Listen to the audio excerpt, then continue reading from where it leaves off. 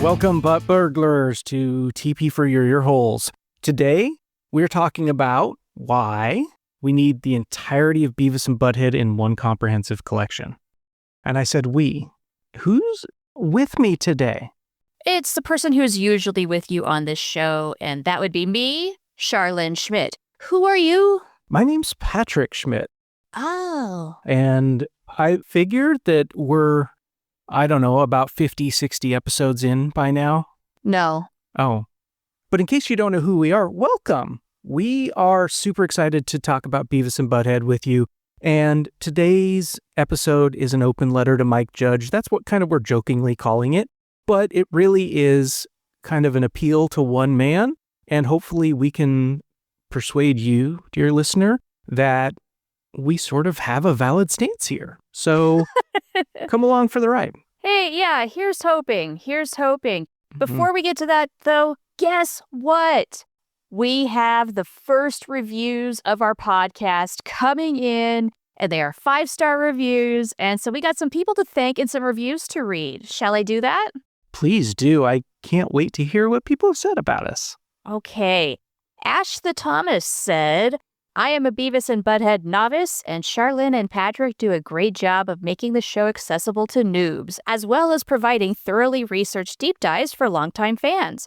Definitely recommend this show for massive fans of Beavis and Butt-head, or for those who are curious about the show. The hosts have a great dynamic and bring fun and charm, making it a great listen. Hey, thank you, Ash the Thomas. That's so nice. That's very sweet. You know what? It's really awesome to hear that this show is accessible to noobs as well as longtime vets like us. Yes. I love that. I love pointing that out. Thank you so much. We got one more. And this is from, and forgive me how I'm going to say this, but Duffy Poo. I had to. Yay. Duffy Poo says, even for a huge fan of Beavis and Butt-head for over 30 years, they keep it interesting and fun. It's well researched. Loved the episode rating graph. Hey, that's your work. Woohoo! Thank you. And I actually learned new things about the show. I didn't think that was possible. Great job, y'all. Hey, all right. Awesome. Cool. Another vet to another. Very much appreciate that. And we always appreciate a good review on any of the platforms where you're finding us. We are available pretty much wherever you get your podcasts. We're also available on YouTube at TP For Your Earholes. On that particular platform, we have developed a pretty cool little YouTube community, and that's been fun. Small but growing, and we really appreciate those of you who are there, or anywhere for that matter. And if you want us to read your review on the show, submit that thing, and we'll get to it. Yes, and also, please follow us on our social media. We have Blue Sky, we have Instagram, we have Facebook, at TP For Your Earholes on all of those platforms. That's right. Okay, with all of that business taken care of, shall we get into our main topic? Let's do it, because this is a topic that I think we both feel really passionate about. We are both on the same side of this issue. There's not going to be a lot of debate, but there will be a lot of musing and riffing and reminiscing in this episode. Hey, when is there not, honestly, though? But we really do feel like there is a missed opportunity for true fans of this show.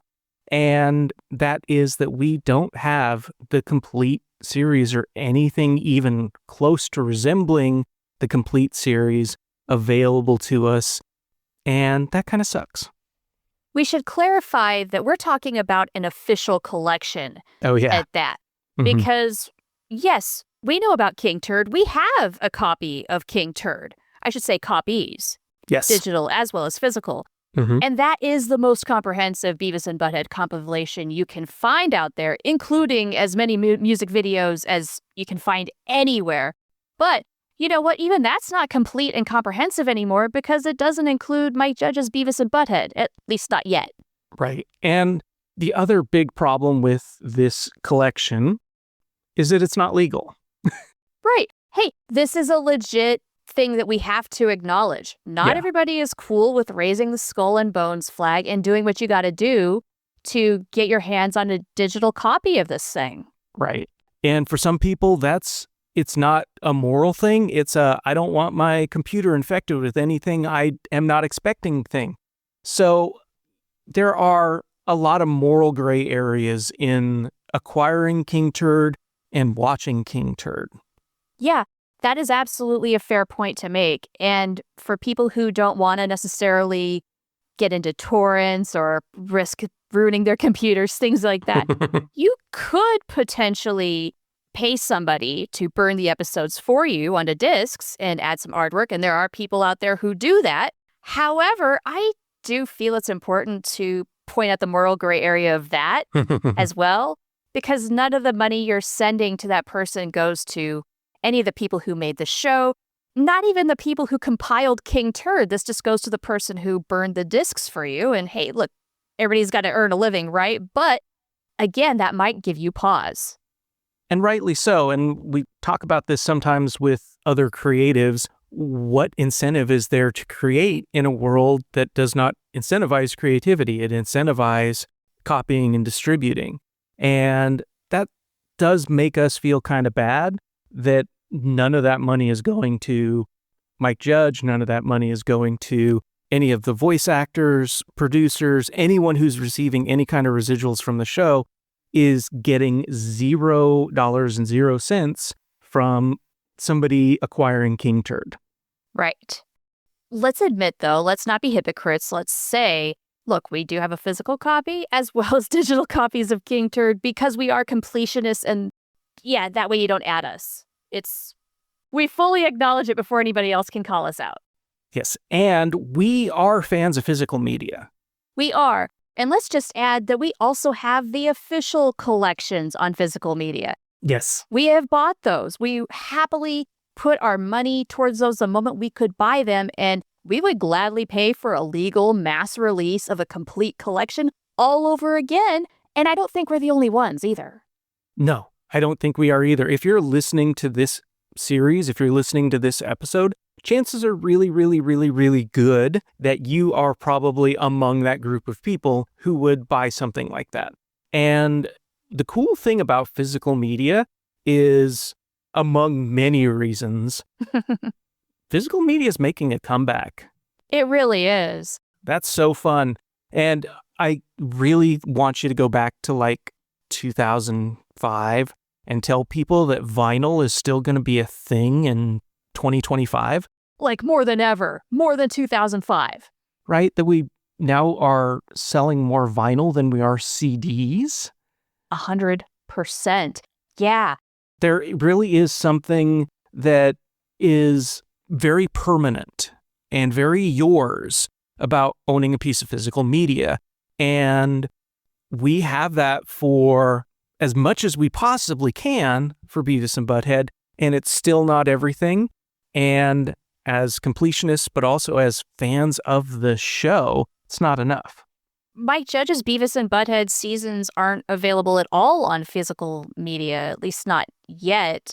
And that makes me really sad because in a related topic that I think we're going to have to cover really soon, streaming instability, plus many other issues associated with streaming, really just makes me want physical copies of this version of the show that much harder because I want it forever. There is a certain permanence to physical media, and I think especially as elder millennials like we are, one, we probably have the most disposable income to buy something like Beavis and Butt-head. We're the appropriate age group who would do such a thing. But also, we realize because we did straddle the analog and digital worlds, the value of having something at all times, whereas if it's on streaming, it might go away. All you have to do is click a button and it's gone. Physical media is a little harder than that. And we'll get into this deeper as well on probably another episode, but with streaming, you're just renting. That's what it feels like. It's a subscription. You don't own the product. You don't get to keep the episodes you watch forever. Nope. It's a monthly, you have to pay to continue to be able to watch it. That feels very exploitative. Having that physical copy really does make it feel like your own. Yeah. You are taking ownership of that. And there's something that connects you deeper to the creative things that you like when you can do that. Yes, I agree. It's a one and done thing, which is another benefit. But also, you can watch it over and over and over and over and over. And I don't know about Mhm. you, but when I had physical copies of things like CDs, VHS tapes in the day, that is what I did, is I watched them over and over and over and over. With streaming, we have such an embarrassment of wealth, of things we can consume. It's just like, okay, we're going to barrel through this, we're going to binge this, and then we're going to go on to the next thing. And it's, unless you really love it so much that you do watch it several times over, chances are you're just going from one thing to the next. It's really easy to do. It is very easy to do. And that's, I think, part of the world we live in, but I think it's also part of the world that we can make better. And I say we. Mike Judge can help us make better. Yeah, we need him to get on board with this idea for a comprehensive collection because it doesn't all ride on him, but there's a reason why we have things like King Turd, and it's because the early stuff especially is stuff he doesn't really want out on a massive release. He doesn't like it. And I think we think it's time that he reconsider that stance. I think so too. So I guess here we go with the open letter to Mike Judge with a call to action. Yes. We have trashed the early episodes on this podcast. Yes, we have. We have gone through the ratings. We have shown that the overall opinion is that yes, these things sucks. But you know what? Anything that any of us does in our earlier attempts is nowhere good as what it's going to be later if we get better at it and refine it. Everyone starts somewhere. You have to make crap before you spin gold. And Mike Judge, those early episodes were you getting your feet wet as a showrunner and as an animator and learning how to mold this show into what you wanted it to be. Growth is beautiful. We want to be able to see the growth. Like when something just comes out too polished right from the get-go, it's almost like inauthentic, right? Unless it's coming from somebody who's already been through this process. True, yeah. And you know what? I think we really lose sight of how important it is to show failure along with success in our society, especially now where you are expected to come out of the gate, especially with a TV show. You'd better be good or you are gone in no time. And one of the things we talked about on a previous episode was just how much those early episodes, really did struggle, but they only struggled in the sense that it got a lot better. Right, in retrospect. So at the time, we didn't know that this was as bad as Beavis and Butt-head was going to be. It was still enjoyable. It was still fun to watch. You were still getting epiphanies from watching this show, even in the early days. And it's incredibly frustrating that we can't really relive that. And I think a big chunk of that is because of the shame that Mike Judge feels about those early episodes. And I think what we're saying is, Mike Judge, don't feel ashamed. This early stuff started the party, and it needs to be acknowledged in your massive body of work, which is something to behold that millions of us have appreciated over how many decades now? Oh, good gravy. You're 100% right. I'm with you all the way on that. Both of us, I think, would agree that we are not on the level of Mike Judge as far as creativity and creation. No, I'm not a successful showrunner, and I don't have things on massive networks airing. No, I've not made blockbuster movies. Can't say I have. Have you? No, and I haven't even come close. I think if Mike Judge was Los Angeles, we'd probably be something like Springfield, Missouri. Maybe, if we're lucky. I'm saying this to say that we are not in the same arena as far as what we've created. So it's really hard for us to be able to tell you what to do. Right, which is what we're doing. That's where I'm going with this. But at the same time, we're also fans of the work, and we're fans of the work, right? All of the work. We're fans of all of the work, and we're fans of seeing growth. We're fans of seeing change. We're fans of seeing new, different things happen. And it's not totally reliant on your consent, but your voice as the creator of this show carries more weight than any other voice could and any other combined voices could. far greater than you or me, or even really an entire fan base crying out. And so a comprehensive collection certainly could not happen without the consent of Mike Judge. But it also needs to be, I'd say, done not just with Mike Judge's blessing, but with Mike Judge's direction. And that is why I think now is a great time to do that. Because Mike Judge is still at the height of his career, still doing amazing work, and is very hands-on, wants to be involved. I would make the argument, do it now when you have time before it's too late and you're long gone and somebody else does it for you and you're not going to have any say in that process whatsoever. That just will not fly. No way. It won't be as good. And even if we get every single episode, it won't be as good as having every single episode kind of with your creative control shaping what that looks like, what that feels like, and how that comes across in whatever form that we see it in the world. And now that we've had 3 seasons of Mike Judge's Beavis and Butt-head, with everything that's happening right now at Paramount and Skydance, and again, I think this is a big streaming topic that we need to discuss, now might be a really good time to kind of, in the same way that in the mid-2000s we got a comprehensive collection as much as was allowed at the time, Mm-hmm. let's push for even more. One thing that was really encouraging to me was that on Paramount Plus, the classic episodes of Beavis and Butt-head started including videos, which tells me that maybe there is a little more wiggle room to renegotiate for a physical release and get more videos on physical media. Let's do that before it's like, no, cut off. I understand it's a separate process, but I never thought that that was going to happen. So I feel like that does open the door for possibly more. And while Beavis and Butt-head is in the public consciousness and is airing new episodes, again, timing does matter. And especially while people are buying physical media, we want things to keep. And I do feel like we need to put a big asterisk on a lot of this, where I think a big reason why we haven't gotten a lot of this show released is because of the music rights. It's because of the music videos and wanting that to be included in the collection. I think you're absolutely right that now might be the right time because of the Paramount stuff and what we've been able to see on streaming. And while the Paramount and Skydance merger takes place and things shake down, that's going to make it really hard to get any green lights on new content, new seasons and stuff like that, just because of reorganizing leadership and stuff like that.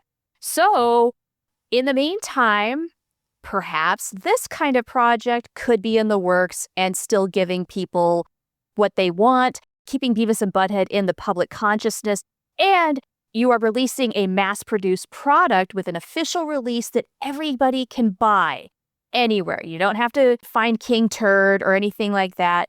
And we get to support the people who actually made the show. And if nothing else, cut the music videos and share what you do have the rights to, which are the episodes. If nothing else, that would, I think, satisfy a lot of fans. Even if you didn't get the music videos, we as a fan base understand that. We are definitely more forgiving of not being able to include that versus not putting out something just because you didn't like how it turned out. You said put out. I did. You know, here's another thing that I really love about physical media is extras. You and I watched the crap out of the mid-2000s official collection 3-disc release, or I should say 3-volume release. Yes, we did. And a lot of that has to do with a lot of the bonus content. If you can't get the videos, if that doesn't work out, boy howdy, you would make junkies like me so happy with any kind of behind-the-scenes thing. If you make that as comprehensive as you possibly can, yep, I'll buy it, even if I've already got copies of a lot of it. Don't care.